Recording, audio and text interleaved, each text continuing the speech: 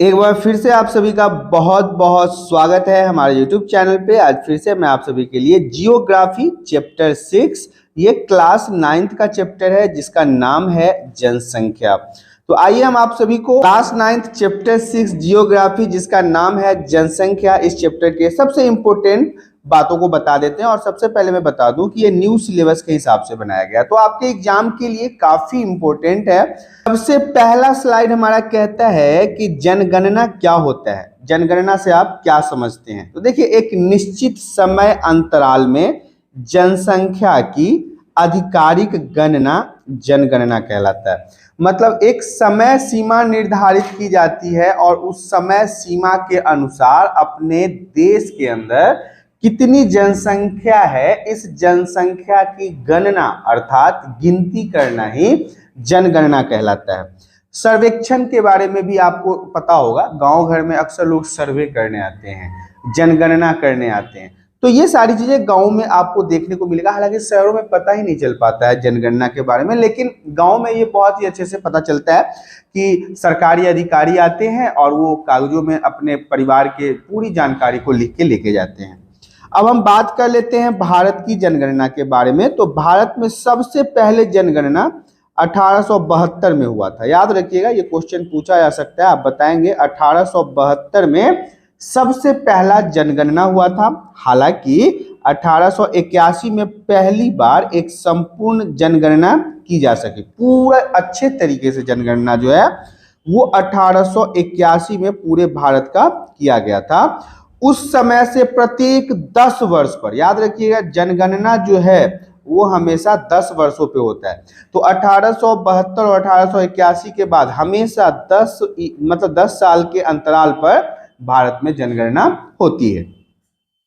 अब हम बात कर लेते हैं भारत की कुल जनसंख्या। तो 2011 की जो जनगणना हुआ था उसके अनुसार भारत की कुल जनसंख्या, ये बहुत बड़ा नंबर है, अरब 21 करोड़ 19 लाख 3,422 के आसपास था। ये 2011 में जो जनगणना किया गया, जो जनसंख्या लोगों का पता किया गया, वो उस समय का है। हालांकि अभी जो है इसके बाद जनगणना का आंकड़ा सामने नहीं आया क्योंकि कोविड वगैरह हो गया था, तो 10 साल के बाद जनगणना सही तरीके से हो नहीं पाया।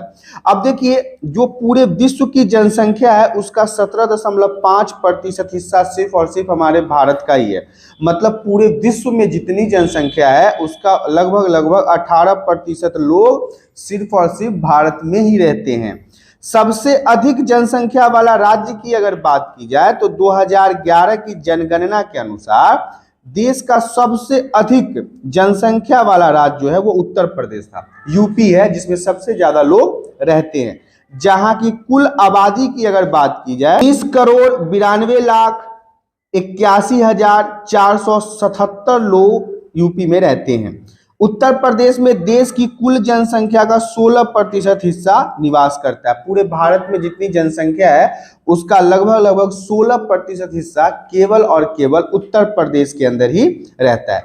तो यहाँ पे आपने देखा कि आपको जनगणना समझ में आ गया, आपको भारत की जनगणना समझ में आ गया, भारत की कुल जनसंख्या भी समझ में आ गई और सबसे अधिक जनसंख्या वाले राज्य के बारे में भी आपको पता चल गया है। अब हम आपको आगे की स्लाइड में लेके चलते हैं। अगला स्लाइड हमारा कहता है सबसे कम जनसंख्या वाला राज्य क्या है। भारत में सबसे कम जनसंख्या वाले राज्य की बात करें तो 2011 की जनगणना के अनुसार देश के सबसे कम जनसंख्या वाला राज्य सिक्किम है। गैंगटॉक सिक्किम सबसे कम जनसंख्या वाला राज्य था। यहाँ की आबादी जो है 6,07,688 है, कुल जनसंख्या गैंगटॉक का।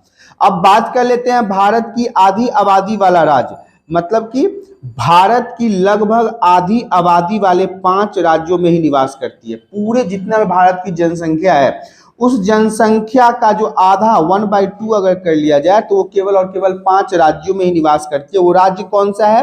तो वो राज्य है उत्तर प्रदेश, महाराष्ट्र, बिहार और पश्चिम बंगाल, और सबसे लास्ट में है आंध्र प्रदेश। ये 5 ऐसे राज्य हैं जिनमें सबसे ज्यादा लोग रहते हैं। अब जनसंख्या घनत्व के बारे में जान लेते हैं कि जनसंख्या घनत्व क्या होता है। प्रति इकाई क्षेत्रफल में रहने वाले लोगों की संख्या को जनसंख्या घनत्व कहते हैं। VVI रहेगा ये क्वेश्चन, अक्सर एग्जाम में पूछा जाता है। प्रति इकाई क्षेत्रफल में रहने वाले लोगों की संख्या को हम जनसंख्या घनत्व के नाम से जानते हैं। अब अगर आपसे पूछा जाए भारत में जनसंख्या घनत्व क्या है, तो 2011 के सर्वेक्षण के बाद भारत का जो जनसंख्या घनत्व है वो 382 व्यक्ति पर वर्ग किलोमीटर था। मतलब एक वर्ग किलोमीटर में 382 लोग रहते थे, जहां बिहार की जनसंख्या का घनत्व जो है वो 1102 व्यक्ति प्रति किलोमीटर है। मतलब बहुत ज्यादा घनत्व है यहाँ पे। एक व्यक्ति मतलब कि 1102 व्यक्ति प्रति किलोमीटर के रेंज में रहते हैं। वहीं अरुणाचल प्रदेश की बात कर ले तो 17 व्यक्ति प्रति किलोमीटर रहते हैं। देखिए कितना अंतर है बिहार और अरुणाचल प्रदेश के अंदर। आगे की स्लाइड में लेके चलते हैं आपको। अगला स्लाइड हमारा कहता है भारत में सबसे अधिक जनसंख्या घनत्व वाला राज्य कौन सा है। तो 2011 की गणना, हमेशा 2011 ही आता है क्योंकि 2011 की गणना के हिसाब से ही अभी हम चल रहे हैं। तो इस जनगणना के अनुसार सबसे अधिक जनसंख्या घनत्व वाला राज्य पश्चिम बंगाल है। सबसे ज्यादा कम दूरी पे यहीं पे लोग रहते हैं। यहाँ जनसंख्या घनत्व जो है वो 1028 व्यक्ति प्रति वर्ग किलोमीटर रहता है। मतलब 1 किलोमीटर के अंदर 1028 व्यक्ति लगभग रहते हैं। और भारत में सबसे कम जनसंख्या वाला घनत्व वाला राज्य की अगर बात कर लें तो वो अरुणाचल प्रदेश है, क्योंकि यहाँ पे प्रति वर्ग किलोमीटर में सिर्फ और सिर्फ 17 व्यक्ति ही रहते हैं। बहुत कम लोग की जनसंख्या है वहां पे। अब बात हम जनसंख्या वृद्धि की कर लेते हैं। तो देखिए जनसंख्या वृद्धि का मतलब होता है किसी विशेष समय अंतराल में, जैसे कि जनगणना 10 वर्षों के अंतराल पे होता है, तो किसी भी देश या किसी भी राज्य के निवासी जो है उनके संख्या में कितना परिवर्तन आया। जनसंख्या वृद्धि तो हो ही रही है। आज जहां पहले 10 साल पहले 4 लोग थे वहां पे आज हो सकता है कि 40 लोग होंगे, तो कम से कम 10 गुना तो जनसंख्या बढ़ गया। तो यही कहा जाता है जनसंख्या वृद्धि का अर्थ होता है किसी राज्य देश के अंदर एक समय अंतराल के दौरान कितनी जनसंख्या की वृद्धि हुई। इस प्रकार के परिवर्तन को 2 प्रकार से व्यक्त किया जाता है। पहला तो है सापेक्ष वृद्धि तथा दूसरा प्रति वर्ष होने वाले प्रतिशत परिवर्तन के द्वारा। अब आपको हम आगे की स्लाइड में समझाते हैं कि सापेक्ष निरपेक्ष क्या होता है। तो देखिए निरपेक्ष वृद्धि जो है वो प्रति वर्ष या 1 दशक में बढ़ी जनसंख्या को कहते हैं। 1 दशक में बढ़ने वाले जनसंख्या को निरपेक्ष या सापेक्ष के रूप में जानते हैं। कुल संख्या में वृद्धि का परिमाण है टोटल संख्या जो पहले था उसके बाद अब कितनी संख्या इसमें बढ़ गई है। तो पहले की जनसंख्या जैसे कि 2001 में जो हुआ था उस जनसंख्या में 2011 की जनसंख्या से घटकर इसे प्राप्त किया जाता है। निरपेक्ष में क्या होता है 2011 में जो लोग थे और 2021 की जो जनसंख्या रिकॉर्ड आएगा इसमें से उसे घटा लिया था, लेकिन 2021 का तो कोई आंकड़ा सामने आया नहीं, इसलिए 2001 के आंकड़ों से 2011 के आंकड़ों में अंतर देखा जाएगा और फिर पता किया जाएगा कि कितनी वृद्धि हुई है। अब हम बात कर लेते हैं वार्षिक वृद्धि का। तो प्रति वर्ष अगर 2% वृद्धि का दर का अर्थ है किसी दिए गए वर्ष के मूल जनसंख्या में 100 व्यक्ति पर 2 व्यक्तियों की वृद्धि। 100 लोगों में यदि 2 व्यक्ति की वृद्धि हो रही है तो ये वार्षिक वृद्धि के रूप में जाना जाएगा और इसी को हम वार्षिक वृद्धि दर भी कहते हैं। मतलब समझ लीजिए ये क्या है कि पहले क्या था कि हम टोटल जो आबादी थी वो पहले वाले जनसंख्या की आबादी से घटाकर निकालते थे, लेकिन जो वार्षिक वृद्धि है ये परसेंटेज में निकलता है। ये परसेंटेज में निकाल के इसको हम तय करते हैं। जनसंख्या वृद्धि का जो घटक है उसमें सबसे पहले आता है जन्म दर, फिर आता है मृत्यु दर और फिर आता है प्रवास दर। ये तीनों इंपॉर्टेंट होगा, हम इसे समझाते हैं। तो यहाँ पे आपने निरपेक्ष वृद्धि, वार्षिक वृद्धि और जनसंख्या में वृद्धि के घटक को समझ लिया है। अब हम बात कर लेते हैं जन्म दर के बारे में। तो देखिए 1 वर्ष में प्रति 1000 व्यक्ति में जितने जीवित बच्चों का जन्म होता है उसे जन्म दर कहते हैं। भारत में जन्म दर हमेशा मृत्यु दर से अधिक होता है। अब ध्यान समझिएगा 1000 व्यक्ति में जितने बच्चे जीवित जन्म लेते हैं इन्हीं को हम जन्म दर कहते हैं। लेकिन भारत में क्या होता है जो जन्म दर होता है वो मृत्यु दर से ज्यादा होता है। मरने वाले कम है और जन्म लेने वाले अधिक हैं।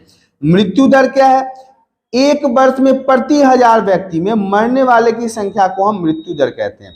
जैसे हमने जन्म दर के बारे में समझा, वैसे ही मृत्यु दर के बारे में समझ लीजिए कि एक वर्ष में प्रति 1000 व्यक्तियों में मरने वाले लोगों की संख्या को ही हम मृत्यु दर कहते हैं। प्रवास क्या होता है? लोगों का एक क्षेत्र से दूसरे क्षेत्र में चले जाना प्रवास कहलाता है। अपने घर परिवार को छोड़कर दूसरे जगह पर जाके बस जाना क्या कहलाता है? प्रवास कहलाता है। प्रवास जो है वो आंतरिक तथा अंतर्राष्ट्रीय भी हो सकता है। एक देश में भी कई बार लोग एक राज्य से दूसरे राज्य में जाके बस जाते हैं, लेकिन कभी कभी क्या होता है, भारत से जाके लोग अमेरिका, कनाडा, जापान, इटली जाके बस जाते हैं, तो ये अंतर्राष्ट्रीय हो जाएगा। भारत में अधिकतर प्रवास जो है वो गांव से शहर की तरफ होता है। ज्यादातर लोग गांव से निकल के शहर में आके रहने लगते हैं, क्योंकि शहरों में बेहतर रोजगार, शिक्षा, स्वास्थ्य लोगों को आकर्षित करते हैं, और भारत में प्रवास के कारण नगरीय जनसंख्या में वृद्धि हो रहा है, मतलब कि सिटी जो है उसमें लोगों की वृद्धि हो रही है। अब हम बात कर लेते हैं आयु संरचना के बारे में। किसी देश में जनसंख्या की आयु संरचना वहां के विभिन्न आयु समूह मतलब एज ग्रुप के लोगों की संख्या को दर्शाती है कि कितने लोग कितने साल के हैं। कोई 60 साल का होगा, 50 साल का होगा, 40 साल का होगा। तो ये जो अलग अलग जनसंख्या का आयु है, यही आयु संरचना कहलाता है। बच्चे जो 15 वर्ष से कम है, ये आर्थिक रूप से उत्पादनशील नहीं होते, ये नौकरी नहीं करते, ये केवल भोजन, वस्त्र तथा स्वास्थ्य सेवा उपलब्ध कराने की जरूरत होती है। देखिए अब क्या होता है, जो कम उम्र के बच्चे होते हैं वो तो किसी प्रकार के काम को करते नहीं, बस इनके लिए हमें भोजन उपलब्ध करवाना है, वस्त्र उपलब्ध करवाना है, इनके लिए स्वास्थ्य सेवाएं उपलब्ध करवानी होती है। वहीं पे अगर हम बात कर ले वयस्क जो 15 से 59 वर्ष के होते हैं, ये देश की अर्थव्यवस्था के रीढ़ होते हैं, मतलब इन्हीं के माध्यम से देश को मजबूत बनाया जाता है, और यही देश के संसाधनों का अत्यधिक दोहन भी करते हैं, उपयोग सबसे ज्यादा यही करते हैं। यह जनसंख्या का कार्यशील वर्ग है। वयस्क वर्ग को ही हम जनसंख्या का कार्यशील वर्ग भी कहते हैं। अब हम बात कर लेते हैं वृद्ध जो 59 वर्ष से अधिक है, जो पूरे हो चुके हैं। ये अधिकतर समूह उत्पादक नहीं होते, मतलब ये काम नहीं करते, रिटायरमेंट का समय हो जाता है।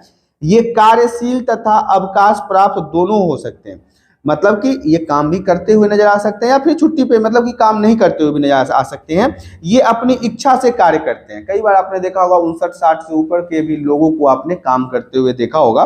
तो ये अपनी इनकी इच्छा शक्ति है कि इन्हें काम करना है या नहीं करना है। लिंगानुपात, तो प्रति 1000 पुरुष पर महिलाओं की संख्या को हम लिंगानुपात कहते हैं कि 1000 पुरुष पर महिलाओं की संख्या कितनी है, यही हमारा लिंगानुपात कहलाता है। तो हम बात कर लेते हैं भारत में लिंगानुपात की कि भारत की क्या रेशियो है। तो 2011 की जनगणना के अनुसार प्रति 1000 पुरुषों पे 943 महिलाएं हैं, मतलब 1000 पुरुष में 943 महिला ही हैं।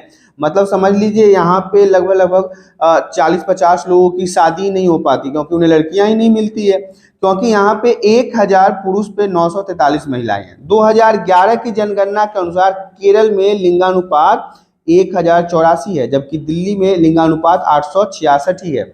मतलब अलग अलग जगहों पर अलग अलग अनुपात है, लेकिन ये बात तो आप निश्चित कर लीजिए कि पुरुषों से महिलाओं की संख्या कम है। अब हम बात कर लेते हैं साक्षरता। साक्षरता का मतलब होता है पढ़ा लिखा। तो एक व्यक्ति जिसकी आयु 7 या उससे अधिक हो, किसी भाषा को समझकर लिख और पढ़ सकता है, उसे साक्षर कहते हैं। अगर कोई व्यक्ति पूछे कि साक्षर किसे कहते हैं, साक्षर की परिभाषा क्या है, तो आप बताएंगे एक व्यक्ति की आयु जो 7 साल से अधिक हो और वो किसी भी भाषा को अगर पढ़ और लिख लेता है, तो उसे हम साक्षर व्यक्ति के कैटेगरी में रखते हैं। अब हम भारत के साक्षरता दर की अगर बात कर लें तो ये इंपॉर्टेंट रहेगा, VVI रहेगा, ये एग्जाम में पूछा जा सकता है।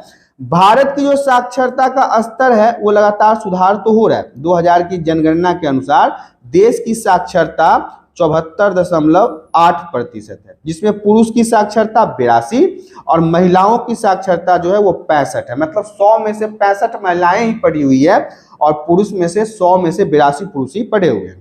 देखिए अभी अभी आपको मैंने बताया कि ये VVI रहेगा, तो वो कौन सा प्रश्न है। तो भारत में सबसे अधिक साक्षरता वाला राज्य केरल है, जहां पे लोग 100 में से 94 लोग पढ़े हुए मिलेंगे आपको। और भारत में सबसे कम साक्षरता वाला राज्य बिहार है, जहां पे सबसे कम पढ़े लिखे लोग हैं। मतलब 100 में से 60 लोग 62 लोग ही पढ़े लिखे रहते हैं, बाकी सब अनपढ़ होते हैं।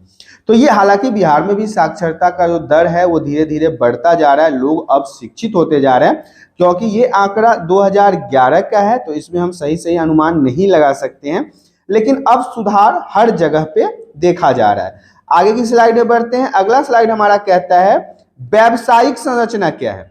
विभिन्न व्यवसायों को करने के लिए देश में भिन्न भिन्न लोग होते हैं। अलग अलग व्यापार को करने के लिए देश में अलग अलग प्रकार के लोग होते हैं और इन व्यवसायों को बांटा जाता है, अलग अलग किया जाता है। जैसे कि प्राथमिक व्यवसाय में खेती, पशुपालन और खनन आता है। द्वितीयक में उद्योग और धंधे आते हैं। तृतीयक में परिवहन और संचार आता है। ये इनके कैटेगरी को 1 नंबर, 2 नंबर और 3 नंबर करके बांटा गया है। वर्तमान समय में द्वितीयक तथा तृतीयक व्यवसाय बढ़ने लगे हैं, मतलब उद्योग धंधे बढ़ने लगे हैं, परिवहन संचार बढ़ने लगे हैं। किसानों की हालत खराब है, पशुपालन खत्म होता जा रहा है और खनन के कारण कई प्रकार की समस्याएं उत्पन्न हो रही है तथा अधिकांश विकसित देशों में यही व्यवसाय सर्वाधिक लोगों द्वारा किया जाता है। कौन सा? उद्योग धंधे। जबकि भारत जैसे विकासशील देश में प्राथमिक कार्य करने वाले लोगों की संख्या अधिक है, मतलब खेती, पशुपालन और खनन करने वाले लोगों की संख्या अधिक है। स्वास्थ्य के बारे में, तो स्वास्थ्य जनसंख्या की संरचना का एक महत्वपूर्ण घटक है, क्योंकि देश में लोगों का स्वास्थ्य होना जरूरी है और यह विकास की प्रक्रिया को भी प्रभावित करता है। अगर देश के लोग स्वस्थ नहीं होंगे तो उस देश का विकास सही तरीके से नहीं हो पाएगा। सरकारी कार्यक्रमों में निरंतर प्रयासों द्वारा भारत की जनसंख्या के स्वास्थ्य स्तर में सुधार हुआ है और मृत्यु दर में कमी आई है। पहले क्या होता था कि छोटी छोटी बीमारियों में लोग मर जाते थे और कई प्रकार की ऐसी बीमारियां फैल जाती थी जिसका उपचार ही नहीं होता था। लेकिन अभी के समय में देखा जाता है कोरोना जैसे खतरनाक बीमारी से हमारा भारत देश लड़ा है और इसके लिए वैक्सीन बनाया है और दूसरे देशों की भी मदद की है। तो इस प्रकार से अभी के समय में देखा जाए तो भारत काफी विकास कर चुका है और आगे अभी कर ही रहा है। अब हम बात कर लेते हैं किशोर की जनसंख्या का। तो भारत की जनसंख्या में सबसे प्रमुख विशेषता इसके किशोरों की जनसंख्या है। जी, किशोर मतलब क्या होता है? 10 वर्ष से लेकर 19 वर्ष के आयु के लोग, क्योंकि ये भविष्य होते हैं, देश के लिए महत्वपूर्ण होते हैं और ये संसाधन देश को बेहतर बनाने के लिए कारगर होता है। किशोरों को पोषक तत्वों की आवश्यकता बच्चों तथा वयस्कों से अधिक होती है। किशोर उम्र के जो बच्चे होते हैं उनको अधिक मात्रा में प्रोटीन, कैल्शियम, आयरन की आवश्यकता होती है। लेकिन भारत में बहुत सी किशोर बालिकाएं रक्तहीनता से पीड़ित है। बहुत सारी लड़कियां ऐसी है जिन्हें भारत में खून की कमी हो जाती है और इसके कारण वो कई प्रकार के बीमारियों से परेशान होते रहते हैं। तो ये किशोर की जनसंख्या के बारे में था। हम बात करते हैं राष्ट्रीय जनसंख्या नीति 2000 के बारे में। तो 14 वर्ष से कम आयु के बच्चे को निःशुल्क शिक्षा प्रदान करना। आपने अपने स्कूल में देखा होगा कि 8वीं क्लास तक के बच्चों को किसी भी प्रकार की किताब कॉपी खरीदने तक की जरूरत नहीं होती, सब कुछ स्कूल से फ्री ऑफ कॉस्ट मिलता है। लेकिन जैसे ही वो इस उम्र को पार कर लेते हैं, मतलब 14 साल से ऊपर 9th क्लास में चले जाते हैं, तो उनको किताब खुद कॉपी खरीदना पड़ता है। तो ये एक नीति बनाया गया था, नियम बनाया गया था। दूसरा है शिशु मृत्यु दर को प्रति 1000 में से 30 कम करना। मृत्यु दर मतलब बच्चे जो मर जाते हैं उनके मृत्यु दर को कम करना है। व्यापक स्तर पर टीकारोधी बीमारियों से बच्चों को छुटकारा दिलाना। मतलब देखिए, आपको पता है पोलियो की दवाई पिलाई जाती है और भी बहुत सारे टीके छोटे बच्चे को लगाए जाते हैं ताकि उन्हें कोई भी गंभीर रोग ना हो। लड़कियों की शादी का उम्र बढ़ाने, मतलब पहले क्या होता था, बाल विवाह हो जाता था। 8 साल, 10 साल, 12 साल, 15 साल में लड़कियों की शादी कर दी जाती थी, लेकिन अब वो 18 वर्ष हो गया। 18 वर्ष से कम उम्र की लड़कियों की अगर शादी करो तो उस पर केस हो जाता है। परिवार नियोजन के लिए नीतिगत ढांचा प्रदान करना। परिवार नियोजन मतलब ज्यादा परिवार को नहीं बढ़ाना है, इस पे भी सरकार ने नीति बनाया है। अब हम बात कर लेते हैं राष्ट्रीय जनसंख्या नीति 2000 और किशोर के बारे में। इसके अनुसार क्या हुआ था, इसमें किशोर की पहचान जनसंख्या के उस प्रमुख भाग के रूप में किया गया जो बहुत अधिक ध्यान देने की जरूरत है। इसमें यह बताया गया कि जो किशोर होते हैं ना, उनको बहुत ज्यादा ध्यान देने की जरूरत है, उन्हें आयरन, कैल्शियम, विटामिन देने की जरूरत है, क्योंकि वो देश के भविष्य होते हैं। इसके अलावा किसी भी राष्ट्र के लिए वहां के लोग बहुमूल्य संसाधन होते हैं। कोई भी देश के लिए उसकी जनसंख्या ही बहुत अहम होती है। किसी भी राज्य के लिए उसकी जनसंख्या अहम होती है। किसी भी परिवार के लिए उसके परिवार के सदस्य अहम होते हैं। तो यही चीजें हैं और एक शिक्षित और स्वस्थ जनसंख्या ही कार्यक्रम शक्ति प्रदान करती है। कार्यक्षम मतलब होता है अगर आप लोग पढ़े लिखे हैं तो आप बेहतर भविष्य बना सकते हैं, बेहतर समाज का निर्माण कर सकते हैं। लेकिन अगर कोई आदमी पढ़ा हुआ नहीं है तो वो आगे अच्छा क्या बच्चों को ज्ञान देगा। तो ये सारी चीजें इसके अंदर देखी जाती है। इस प्रकार से आपने देखा सोशल साइंस चैप्टर 6 जियोग्राफी, जिसका नाम था जनसंख्या, और ये क्लास 9th का वेरी इंपॉर्टेंट था। तो अब यहाँ पे मैं आपको बता दूं ये न्यू सिलेबस के अनुसार बनाया गया था। तो आशा करता हूं कि आज के वीडियो में दी गई जानकारी आप सभी को पसंद आया होगा। यदि जानकारी पसंद आया तो वीडियो को लाइक और चैनल में पहली बार आया तो चैनल को सब्सक्राइब कर लें, ताकि इसी प्रकार के एजुकेशनल वीडियो आपको हमेशा प्राप्त होता रहे। आज के लिए इतना ही, धन्यवाद।